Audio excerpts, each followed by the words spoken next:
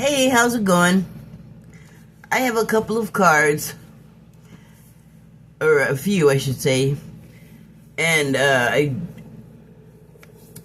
just kind of wanted to talk a little bit about, I guess, protecting yourself from the kind of terrible energy that is sort of coming into the world because of the release of these Epstein files. And I don't really want to talk about so much about what the big thing is that people are talking about with the abuse, but about the way that it's revealing itself to us, because there are a lot of people that have insisted that they have nothing to do with this person or any place associated with them, and then the files are revealing, in some way, it may be unclear what way, they are too involved. They do too know the guy. They have too been somewhere they claim they have not been in the past, and that's making a lot of people look really bad, in my opinion, because there's only been a fraction of the files released. What was that? There's only been a fraction of the files released, and so we don't know what all we're even, people are mad, people are hurt, people are upset, people are scared, understandably, but don't, make any final decisions yet, I don't think, because there's so much more to come. Like I was saying last week, a couple of days ago,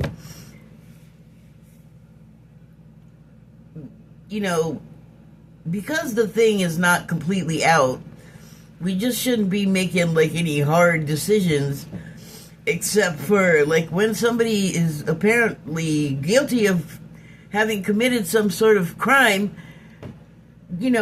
pull them in. Do the investigation, the arrest and investigation thing that, follow through to conviction in prison. I don't think we have to wait for it all to come out for that. But at the same time, unless you know something specific, I think maybe we shouldn't just automatically blame people of being guilty by association, because it's turning out that the way the release was done was meant to confuse and slow down anyone figuring out what's what with all of that information, which is crappy and also doesn't make you look like you're not guilty of stuff. So I think I guess I'm trying to just counsel caution and patience. Just wait. Just wait, because there's more. I still haven't seen anything that I haven't already, I haven't been horrified beyond my limits. Let's just say I haven't seen anything that I wasn't already expecting to see, which is good, I guess. I mean, I don't even know what more to expect. I just know that there is more. And so the other thing about that,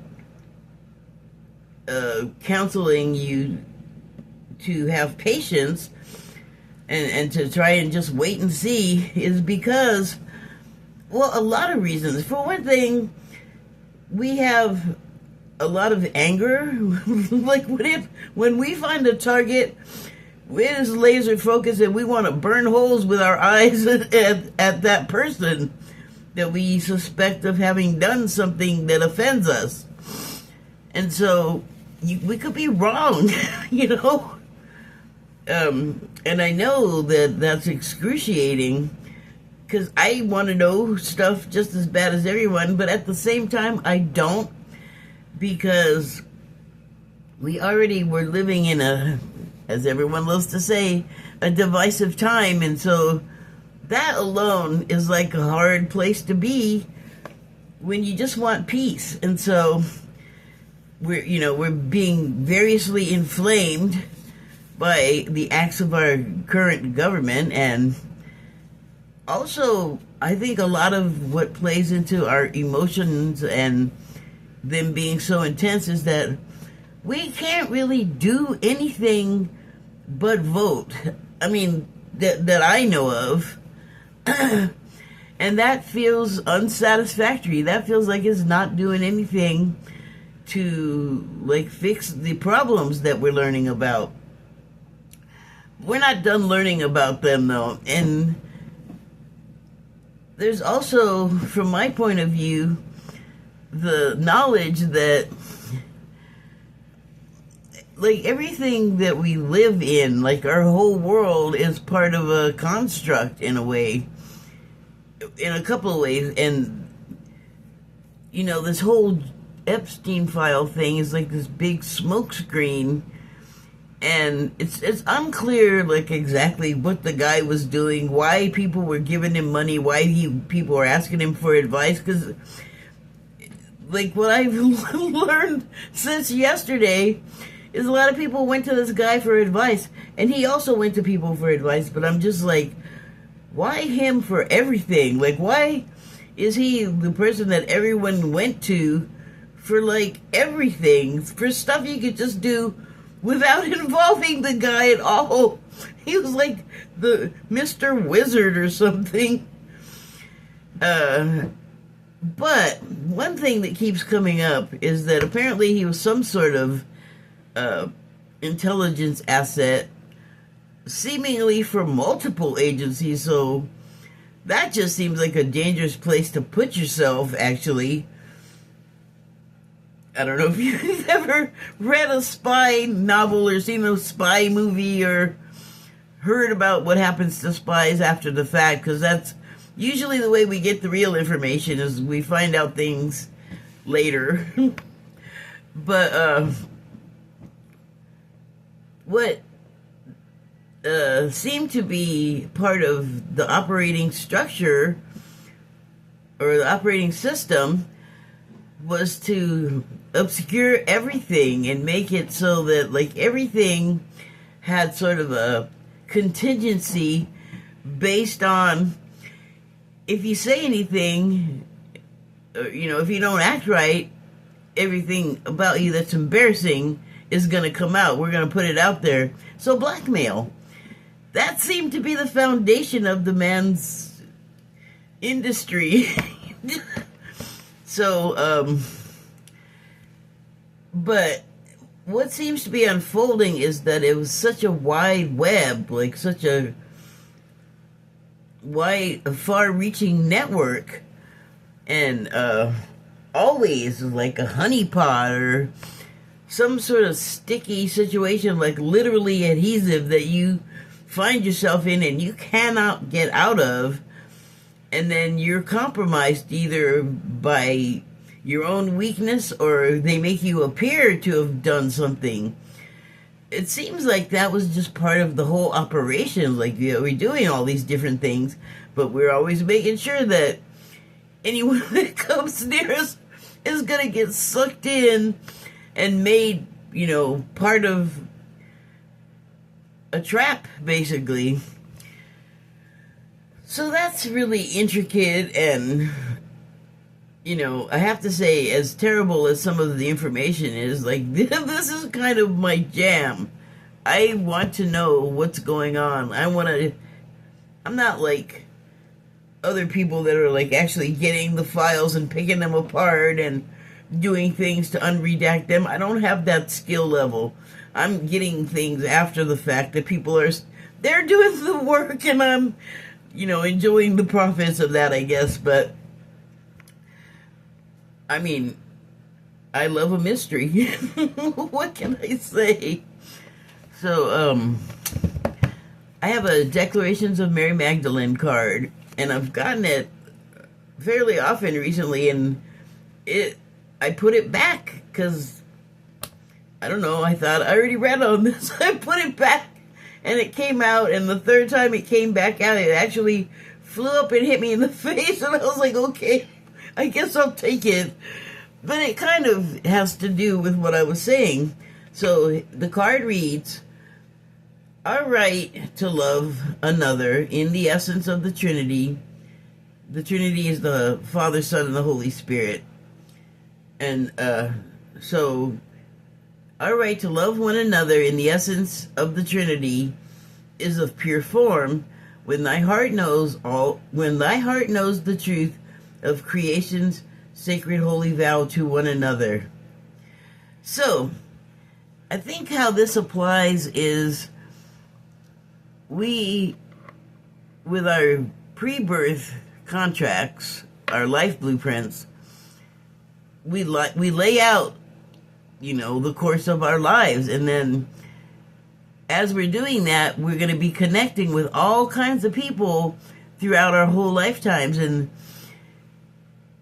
before we're born, we meet with all of these different personalities that are going to show up in our lives throughout the course of our lives. And so that, is an agreement we've made to take on roles in our lifetimes. And some of us are going to be, just to simplify it really, really down, some of us are going to be good guys and some of us are going to be bad guys. But I think all of the guys land also somewhere in between those two poles.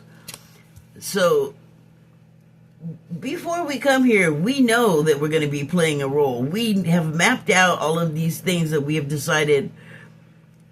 I'll just say for now, for whatever reason, and rather than going into what the reasons are, because that could get intricate. But karmic lessons we want to live, we want to experience. And so once we get on this side of it and are born, for the most part, we don't remember any of that. And so we have to, normally I would say remember and figure out who we are and like go backward and, or however you would get to the place where you remember what you deliberately made yourself not recall. And so once we get on this side, we don't remember that we've made this agreement and that we've agreed that, like, I'm going to be the good guy and you're going to be the bad guy, and that's understood. And so, nothing personal, basically.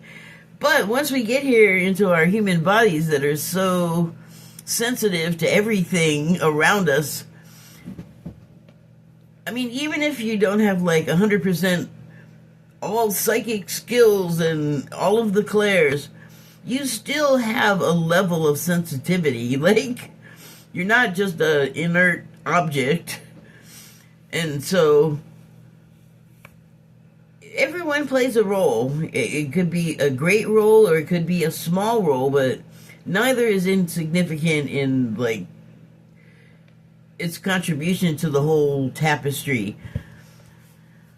And we get swept away with the emotional juices that start happening in these bodies. Like, it affects our ability to think straight if we get emotional or something that is like beyond our capacity to sort of take in as an experience. Like we have shock, we have trauma.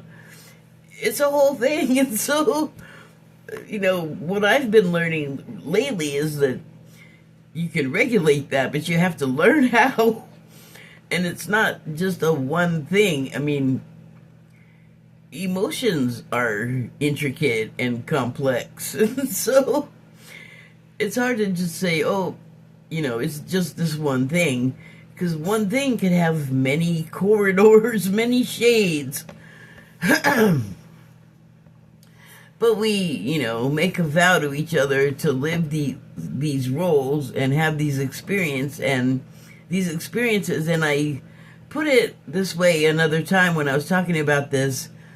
If you have to be the victim of so many things that we consider terrible and depraved and desecration, that's just here. That's not everywhere. And what that provides for us is a roadmap to remembrance, and then also to finding a way to still love this flawed, maybe totally horrible character, because that is like, wow. I mean, if you can achieve that, that's akin to like flying to the moon without a rocket ship. Like, that's kind of difficult, but we can find our way to that place. And also, we have agreed beforehand, again, to do all of this stuff, so let's not be totally shocked if we're cognizant of that. Let's just like, okay, now we remember this kind of messed up arrangement. Onward. So yeah, and it goes on to say,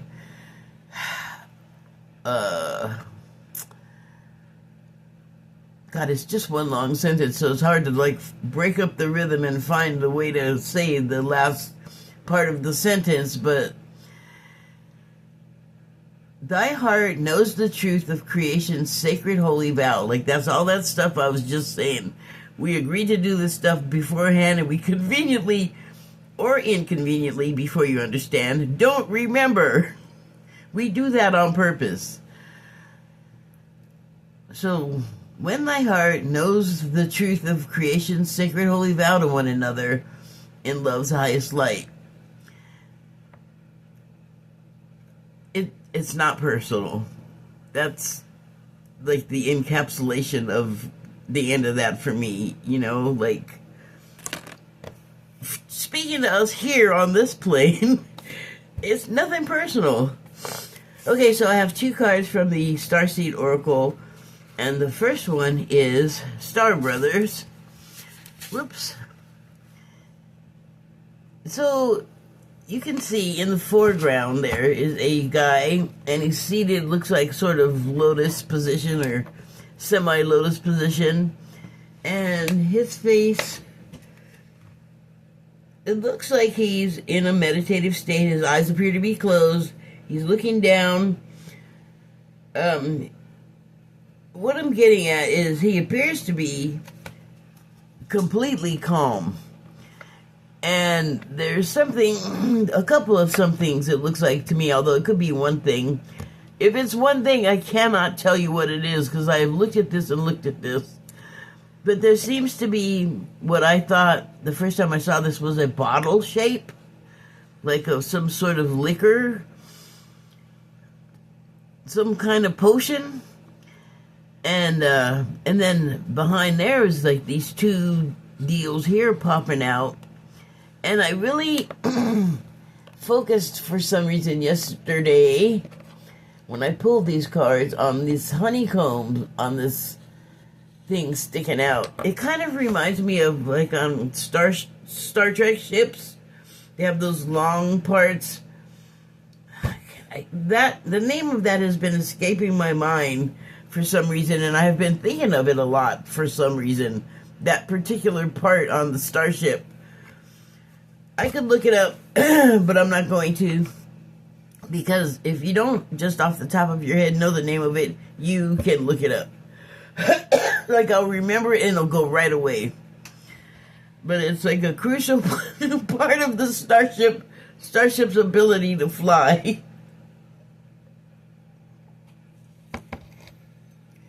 So, those parts of that engine have like some sort of power to make the ship go, to move the ship. And that creates, as you know, a dangerous situation from the power source. Like, you don't want to get too close to it. You don't want to touch it, really. I mean, I feel like it's radioactive. I'm thinking of the older series starships where they still use dilithium crystals. But, like, on a nuclear sub, I mean, you don't put your arm in whatever the nuclear power plant thing on the ship is and use your arm to stir it, you know what I'm saying? It's got powerful energies coming out of it, radiation that could just destroy your body pretty much. So the honeycombs, I feel like they're like a heat venting situation on the, I think these are part of a ship. But the important thing is that they are behind him. They're backing him up. He's completely calm with these images that I suppose could be a little disturbing. Even beyond these things, there's some sort of like reddish arc happening back there. So he's got a lot of things like happening that have his back. Oh, I guess it's not an arc. It looks to be a circle. I mean, it could be the sky. It could be another part of the ship-looking things sticking out. And then I also noticed, I don't know if this means anything, but I sure did notice that there, on the ends of these, there's like these weird markings, and I don't know if it's like the outer part of this arm sticking out thing, but then I also noticed there's something that seems to be inside this end. There's a hole, sort of, and I don't know what this little squiggle is sticking out off of there. There's one on each side. I almost thought it was like a machine gunner in like you saw in Star Wars in the first one, A New Hope, when Luke is firing the guns on the Millennium Falcon, and he gets in this chair, and the chair kind of turns and moves around, and you can follow like the movement of the ships he's firing at. Kind of feel like it's that sort of situation, but they're not active. They're not like armed to go. Like they're not, they're not ready to just fire on anybody right now. And what they would fire, this is like an unknown. If it's a ship, it's not one I'm familiar with, so I don't know what they would be firing. It wouldn't necessarily have to be something destructive. It could be something that affects a lot of people, but not in a harmful way, in maybe a way that alters the decision to be harmful. Okay, let me see here. The book says.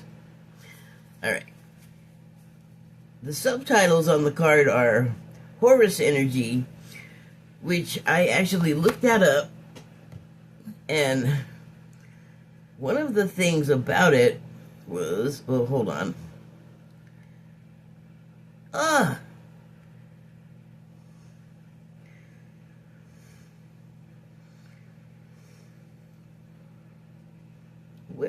Get out of here. There we go. Okay, so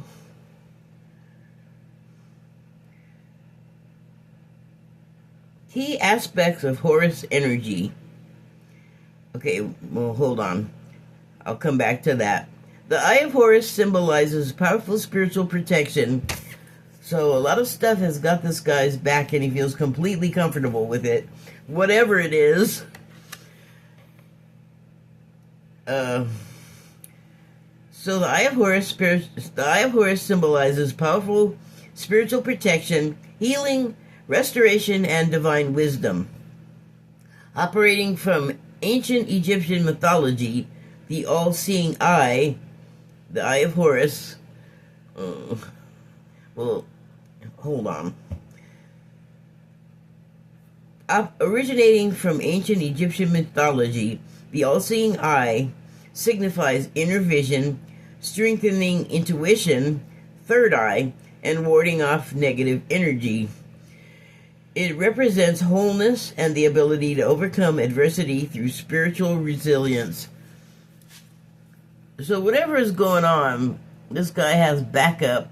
All of these things have his back. The potion, the ship, the red arc circle, which I don't have a meaning for. It's all behind him, and he's so calm. Looks like he could be asleep even. So, key aspects of Horus energy: protection and warding. The Eye of Horus, or Wadjet, was primarily used as a protective amulet to guard against evil and harmful spirits and curses. It is considered a personal shield for the aura, bringing safety and security. So, the Eye of Horus, that is what they mean when they say the Eye of Horus. But that eye and the shape of it, while they made it look like an eye, it's like this, that sort of coded information, because it actually, it refers to the pineal gland, which is not an eye the way this is an eye. It's the all-seeing eye, so it sees in all ways, intuitively,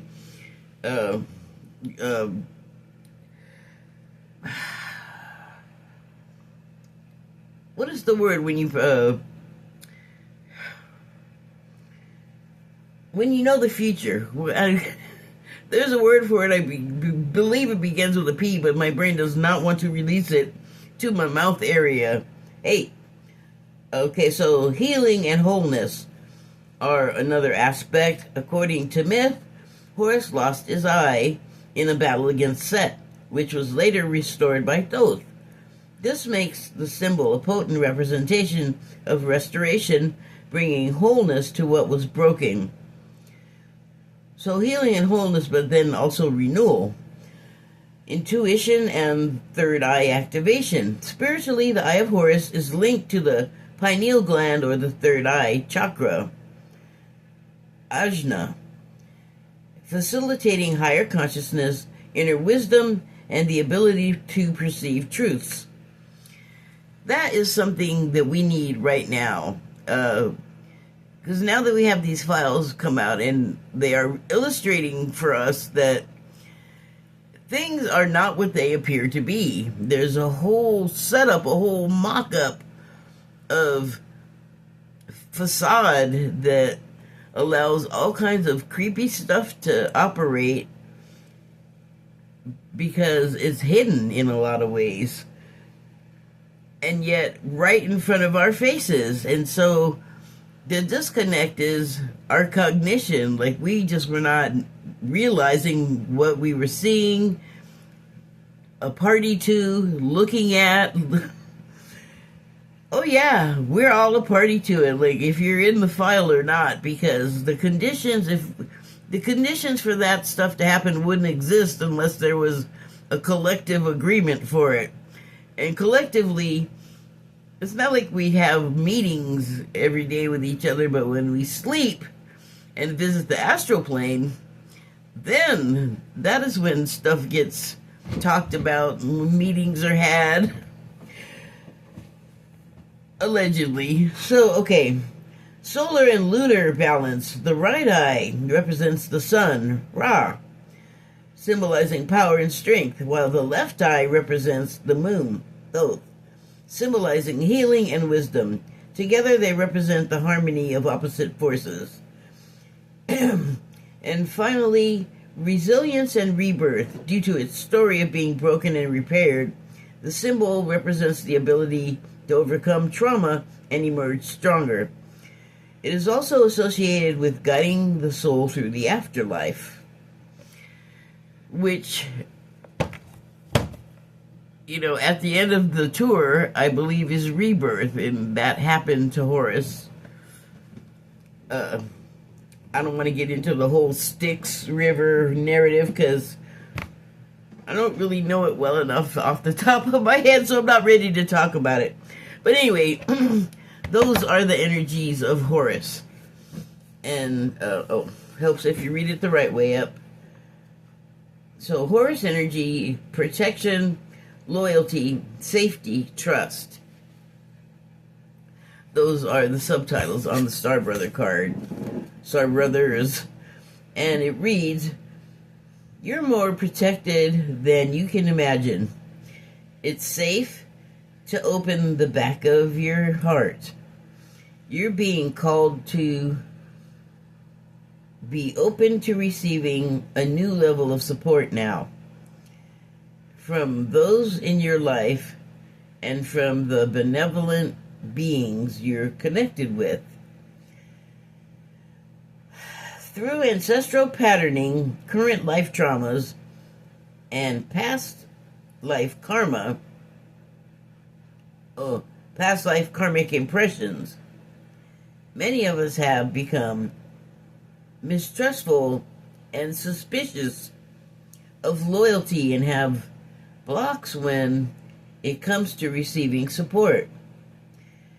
Yeah, some of us have a hard time accepting help. Others of us have a hard time asking for it. We've learned that we need to go at life alone. That it's not safe to let our guard down and our hearts open. That the world isn't a friendly place. Well, like I was saying earlier, it may appear that way, but we have to kind of remember why we're here, and the way things are happening is why we're here, and how we deal with it is the next part of it.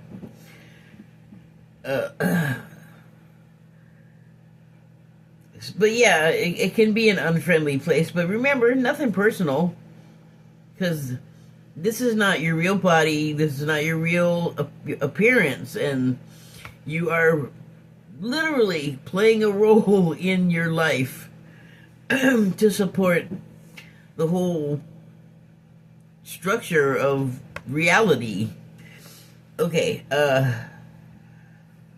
gosh, maybe if I drink some mint tea, I'll be able to breathe.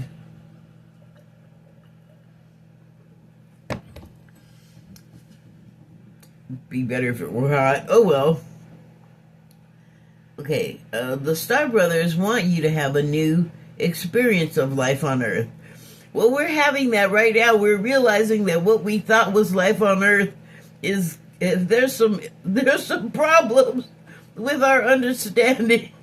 It's not what we thought. They want you to feel deeply secure and safe, even if you're going through a difficult time, like some of us are. Not as difficult learning about it as it is going through it. And with this particular item, the people that are looking for, acknowledgement even, the women that were behind Pam Bondi in the Senate hearing that she refused to turn around and acknowledge, they are not, they are actively still going through the experience, but they're not in the part where it's still happening to them. It is, however, still happening to other people elsewhere behind the scenes that have gotten very thin and kind of transparent more and more. The more information we get, the more we're going to find out. And it's not going to be fun or pretty, a lot of it. There's going to be a lot of things to anger us. Rightfully so, because it's wrong.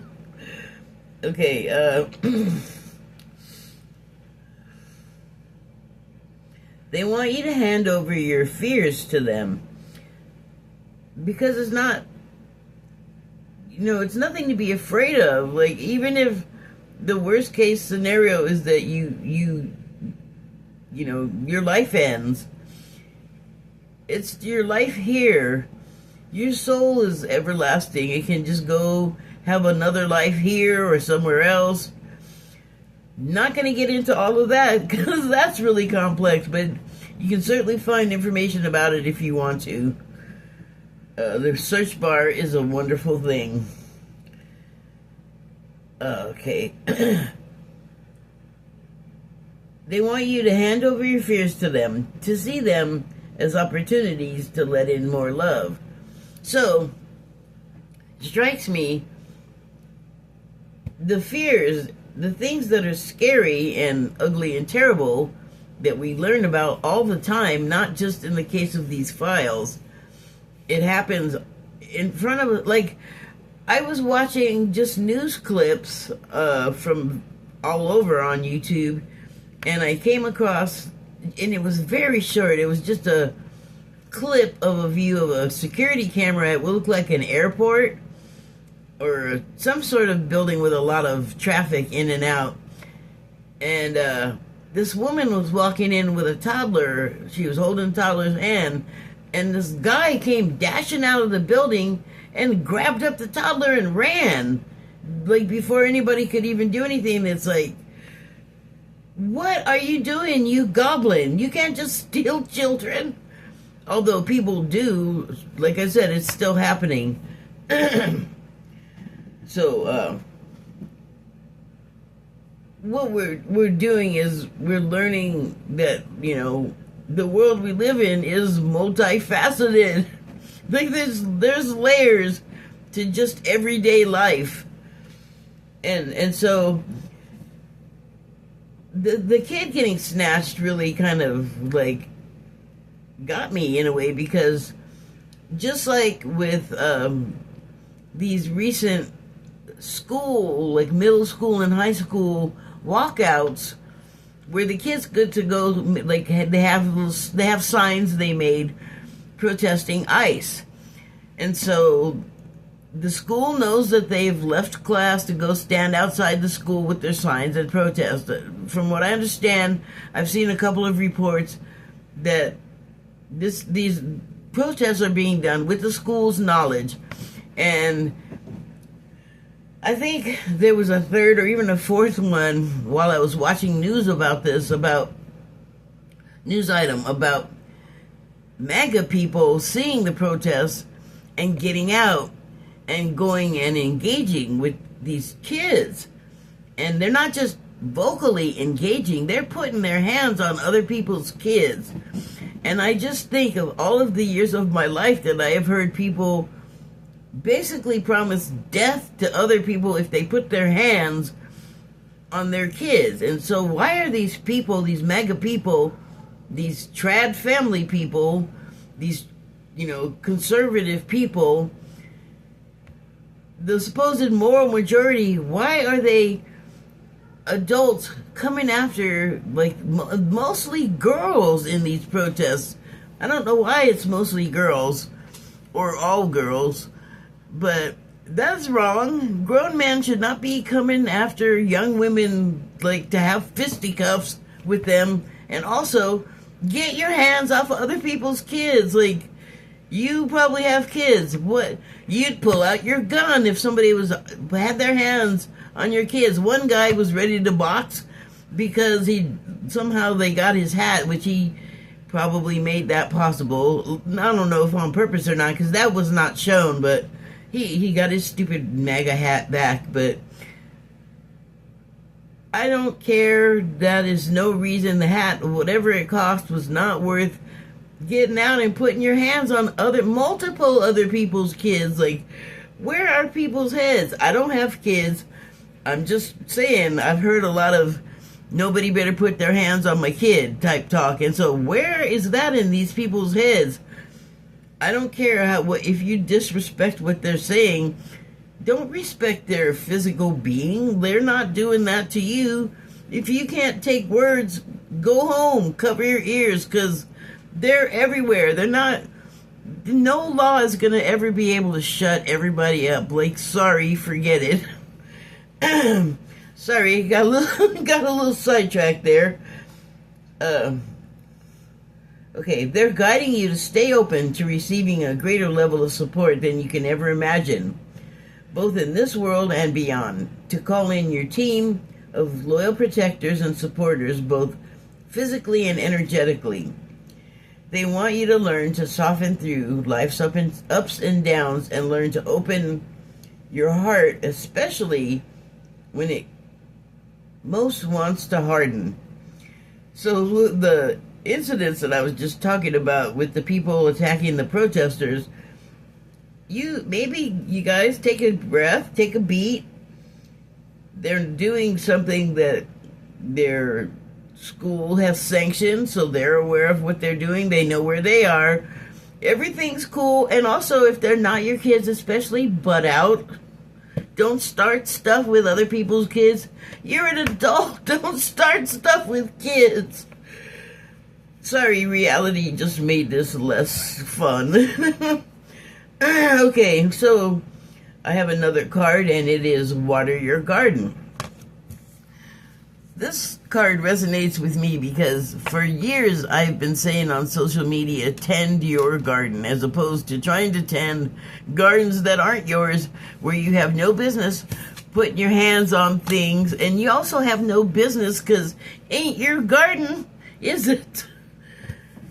But that's just my thought on the matter. So here is the card, and you can see, boy, it almost looks like Japan in winter, except the trees look like cherry blossoms, and in winter the blossoms are not blossoming. Blossoming. They're not doing either of those things. So yeah, it's just an impression, but it also looks like a hot pool. What do you call those? A hot spring in the snow. That someone's having a nice soak, which I'm sure it feels terrible before and after getting in the water. But I'm sure the water, it probably feels good and warm and minerally and nice, especially when it's cold outside. It looks cold. It is winter right now, so that my mind might be adding to the picture. And you know what? They have a collar, so they're clothed. But they do appear to be waist deep in water. You can actually see where the water is, and then the rest of their waist is barely visible underwater. And the deeper you get, the less you can see, which is pretty typical of a lot of water. So, also there appears to be a full moon. Those are always significant, and it depends on why, because of the time of year and the type of full moon even. So let's see what the book says about water your garden.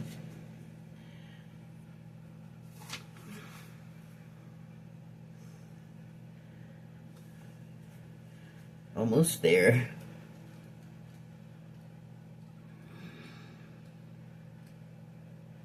Oh, come on now. Where are you at? There we go. Water your garden. And the subtitles,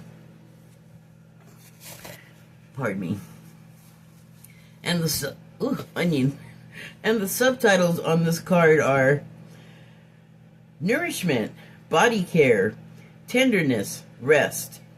So self-care. This is the self-care card, although that should have been obvious from Water Your Garden, which is along the lines of tend your own garden. And I don't only mean mind your own business when I say that. I mean, you have your own concerns, personal and private and public. And so it's up to us to regulate ourselves in situations, especially when we're interacting with other people. And I would say that the people attacking the kids, protesting, are not regulating their emotions very well, because get your hands, again, off other people's kids. Like, okay, you're angry, say stuff, I guess. We're constitutionally protected and allowed to do that. It should not go further, especially when you're an adult attacking kids that are not your own. Okay, I'm going to shut up about that. So,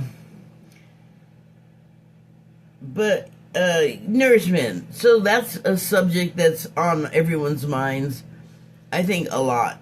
A lot of people are concerned with their appearance, but also with their health.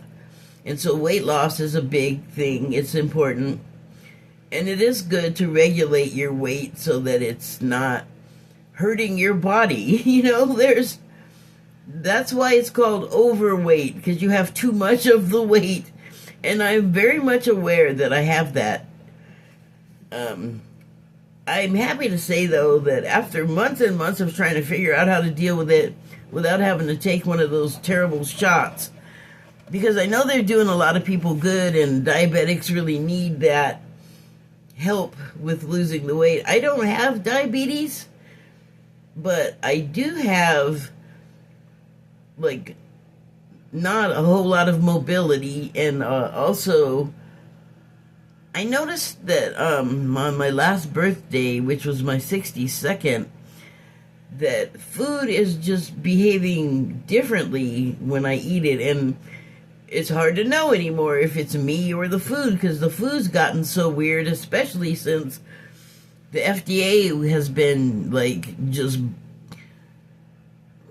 wounded, and regulations are, like, not happening in a lot of areas like food safety. So there have been times lately when I've been eating something like a processed food, like this time it was frozen pizza, and I remember, and I've gotten this very same item many, many times, and I know there are a lot of reasons why a recipe would change, but I was eating this, and the pepperoni on this thing, I was like, what meat is this?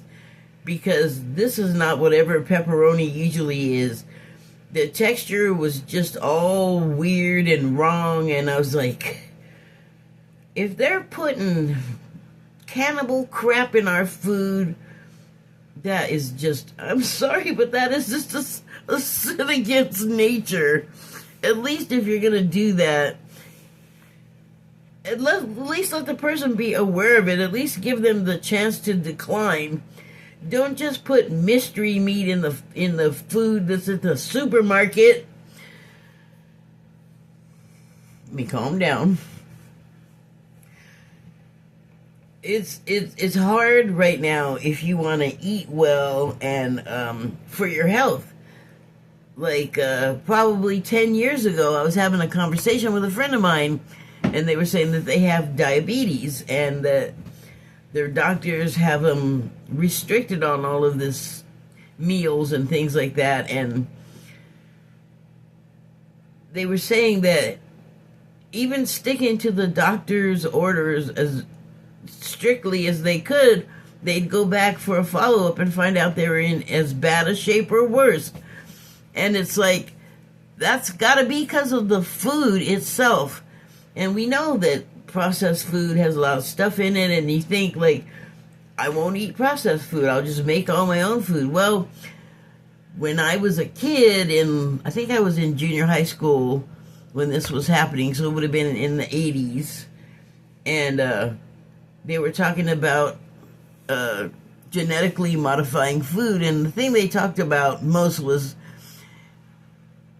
a fish gene in your tomatoes. And I still don't know why that would be horrifying, except that fish don't belong in tomatoes. But that was kind of how I thought about it at the time. Now I think of it as like, fish could be like code for something else terrible, or putting a certain fish gene in a certain tomato.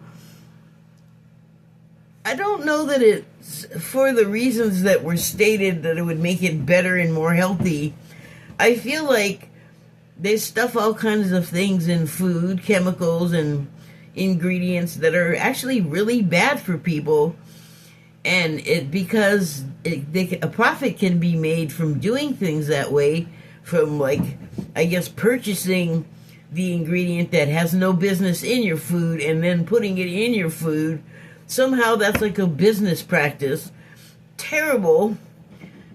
Although I'm just dreaming it up. I don't know if any of that's actually true, but I know there's some messed up stuff in the food. I know that it's banned in other countries, most of our food. So that should tell you something. Or how about people going to other countries like Olympic athletes and going, oh my God, the food is so great. It's because the food is food there. Sorry, don't want to go off onto a tangent. A little late. So, again, the subtitles are nourishment, body care, tenderness, be nice to yourself, and be nice to everybody else as best you can. I know that's a tall order. It's for your own health. Trust me. Trust me, bro. And the last one is rest. That one's pretty obvious. Although I will say that for my own program of self-care and rest mainly, I have been not going on Blue Sky, which I was really enjoying for a while. It seems like more people want to like argue with me, like their goal is to start a fight with me, and it's like that is the thing that I've been trying to turn away from for years. Like, please don't provoke me. I don't want to have that interaction with you or anyone. And there's a lot of people from Twitter that have come over, and that's causing a lot of conversation that I don't care about, so I'm having to block a lot of it. And then just people from Twitter are people from Twitter, and there are Blue Sky people, and there are people that come to Blue Sky that are not Blue Sky people, and that's what some of the Twitter people are. Because I was a Twitter person. I came to Blue Sky from Twitter, but I didn't have hell Twitter. Like, strangely, my Twitter was really nice. But I was advised to leave because it just wasn't a safe place for women, and I thought, I'm going to take this stranger's advice because it feels good. And so I went to Blue Sky, and I thought it was so nice, and it had just like such a great vibe, and it just kind of doesn't right now. And I think it's mainly like the influx of new Twitter people that have a Twitter way about them.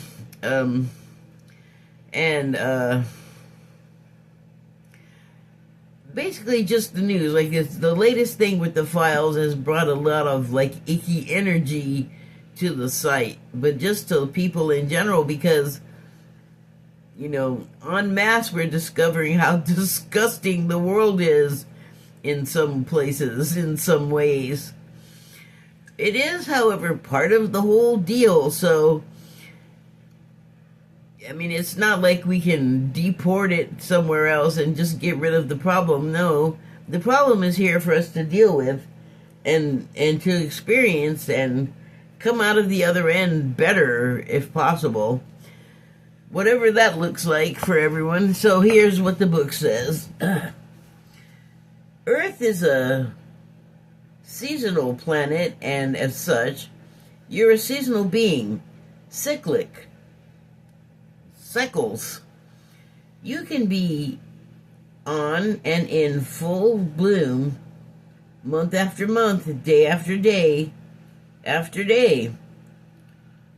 You're strongly being called to put on the brakes, rest and refuel, to take a moment to restock and replenish and slow right on down.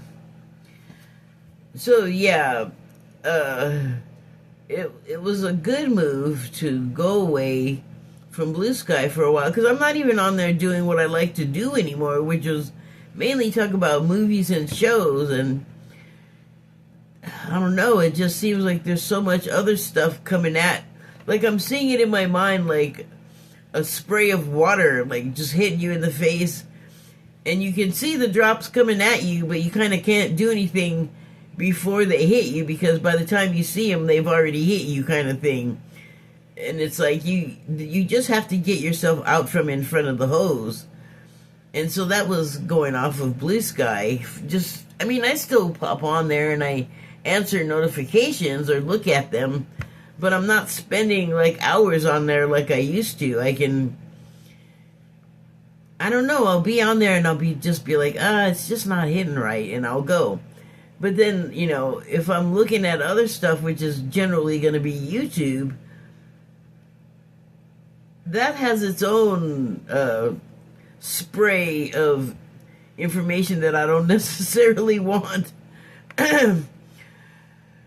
So sometimes I can find something completely different on there, but like my feed, and it's obviously, like, I made my feed the way it is. But other stuff comes in because I guess the algorithm thinks, well, if she likes this, she'll like this other thing. And I'm getting stuff that, no, I don't want this. In which case I'll meditate or just go do something else that has nothing to do with, online. Whatever it takes to just, like, pull myself out of the electronic churn. Okay. Your body is the only body you're given, and it needs to be respected as such. You're being called to take responsibility for your well-being, to put your health and body first. I know it can feel like the time is running out, as if there are urgent things that simply can't wait. However, if you keep pushing on, soon fatigue will set in. That sets off a domino effect that you really don't want to start, because you could get sick. You could be when you're tired, in that way, fatigued, then your body is vulnerable to illness because you have depleted your energy to fight everything. Okay, or to resist, I should say. This way of living isn't sustainable. If anyone continues to race through life, eventually they will reach exhaustion, and it'll take longer to recover than it would have done to rest. So rest before you need to recover, basically.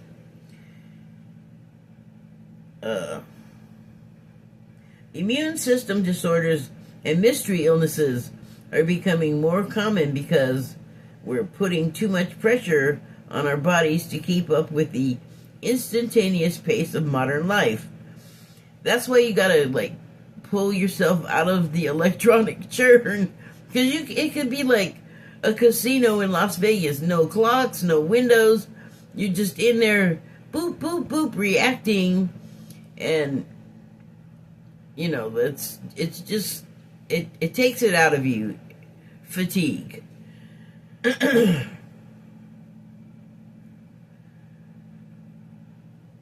How are you being called to put on the brakes, to rest, restore, and rejuvenate?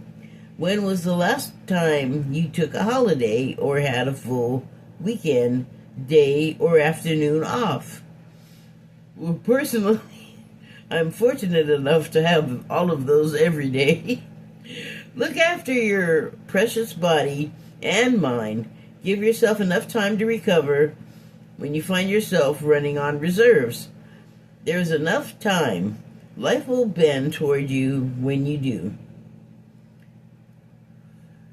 Okay, Starseed Inquiry. What is your body yearning for? I know what my body is yearning for. I have not been able to float my body in water like a pool or a river or an ocean in too many years, and man, I'm feeling it. So I guess that's it. There's a lot of stuff, like I talked about at the beginning, that's really taking it out of us, and so we do have to, it is up to us to say, stop all of this noise. I need to step away. It's affecting my health, it's affecting my thinking, which is affecting my health. It's like a cycle, but it's not one you want to be in. It's like one you would be stuck in. And so, you have to, and it's amazing that we have to tell ourselves this, but we didn't always have this electronic everything life. And it was easier to know, like, okay, I'm just tired. Like, go lay down or go be by yourself, go fishing, take a walk, whatever it is. And now we have so many things, a 24-hour news cycle pinning our attention to awakeness, and not in a good way, like just like being, as opposed to being asleep, like sleeping, and our priorities shift. Like I think have begun to feel like these are the most important things, and what comes out of them are the most important things. They're tools, they're fun, they're entertaining, they're helpful, but they're not the be-all, end-all of life. That's like in here and in our experiences that have nothing to do with these things. Okay, Yeah, I guess that's it. Thank you and good night.